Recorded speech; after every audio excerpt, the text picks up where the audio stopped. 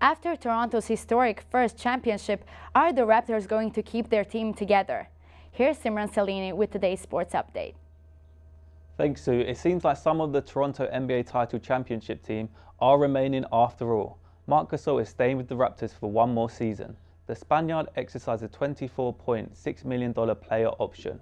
The 34-year-old joined the Toronto Raptors in February this year from the Memphis Grizzlies. Gasol averaged 9.4 points and 6 boards per game during the Raptors' playoff run.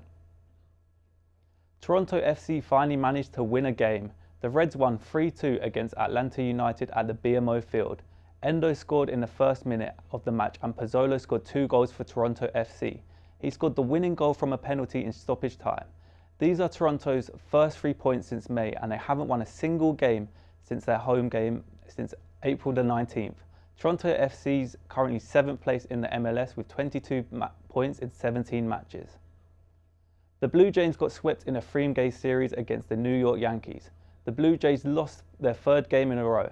Toronto started well, scoring 3 runs on the first inning and adding 2 more in the second. But the Jays' lead didn't continue. The Yankees pulled ahead on the 6th inning and ended up winning 7-8. Kevin Biggio went 3 for 4 with RBI for Toronto. Nick Kingham got charged with the loss. That's your sports update. Here's Chang with your 3-day weather forecast. Let's have a look at 3-day weather forecast. Today is mostly sunny with a high of 30 degrees and a low of 20 degrees. Tomorrow, there is a chance of rain with a high of 30 degrees and low of 19 degrees. On Saturday, there is a chance of showers with a high of 28 degrees and a low of 19 degrees. This is Chang Chen for Humber News. Canadian musicians found out this week that they lost the original masters of their music in a 2008 fire at Universal Studios Hollywood. Canadian artists such as Bryan Adams, Tragically Hip, and Neil Young are among 700 artists who lost their tapes. The fire tore through the archives of Universal Music Group and is reported to have destroyed 500,000 audio recordings and original tapes. Universal is alleged to have covered up this loss from the musicians for more than 11 years.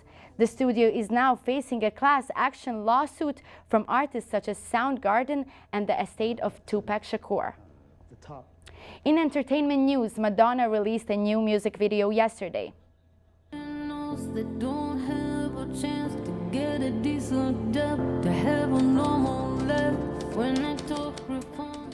The video is called God Control and it addresses gun violence in America. It also depicts graphic scenes that replicate the 2016 Pulse nightclub shooting in Florida. Multiple references in the video point to a need for a wake-up call by society. In the 24-hour the video has been out, it already has over 1 million views. A critically endangered North Atlantic right whale was found dead in Canadian waters.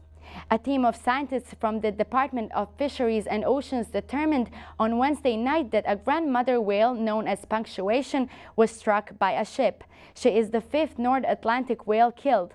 There are now about 413 right whales left in the world, and the number of recent deaths account for 1% of the population. Since 2017, 12 whales have been found dead in the Gulf of St. Lawrence. The DFO say that Transport Canada has reduced boat speeds in the Gulf of St. Lawrence by the 10 knots for ships that are more than 20 meters long. We leave you today with this. Canada Day long weekend is just around the corner and barbecue season has already arrived. In New York, the world record for largest hot dog was broken yesterday. The all-beef wiener was 5 feet long and weighed a whopping 66 pounds. It cooked for 2 hours before it was served to hungry onlookers on Coney Island. This record also marks the 152nd anniversary of the invention of the hot dog. It was created in 1867 by Charles Flatman. This giant dog would no doubt steal the show at Canada Day parties this weekend. That's all for today. I'm Sue Kustrik. Remember, you can head to humbernews.ca anytime for all the day's news and much more. And of course, you can also follow us on Twitter. Humber News is written and produced by students in the journalism postgrad program. Well, see you again next time.